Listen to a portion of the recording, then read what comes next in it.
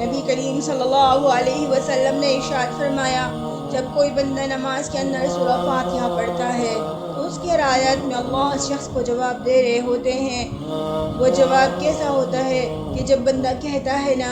الحمدللہ رب العالمین، جس کا ترجمہ یہ ہے کہ تمام تعریف اللہ ہی کے لیے ہیں جو رب العالمین ہے، تو آگے سے اللہ تعالیٰ جواب دیتے ہیں۔ وہ جواب کیا ہے؟ حمدنی عبدی، میرے بندے نے میری تعریف کی۔ اور پھر جب بندہ کہتا ہے نا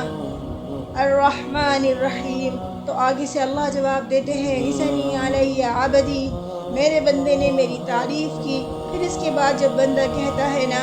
کہ مالک یوم الدین، آگے سے اللہ جواب دیتے ہیں مجدنی عبدی، میرے بندے نے میری بزرگی بیان کی۔ پھر جب بندہ کہتا ہے نا کہ ایاک نعبد و ایاک نستعین، تو آگے سے اللہ جواب دیتے ہیں ھذا بینی و بین عبدی،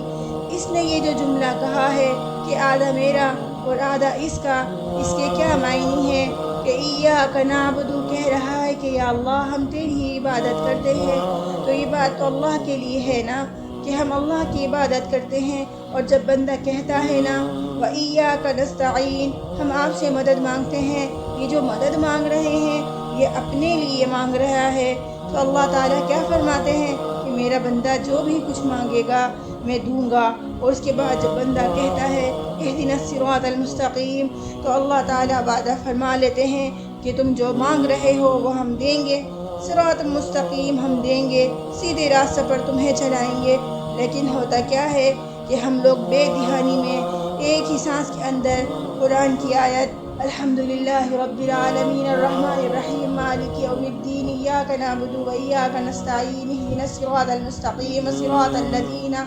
انعمت علیہم غیر المغضوب علیہم ولا الضالین تک آپ نے اللہ تعالیٰ کا جواب نہ سنا،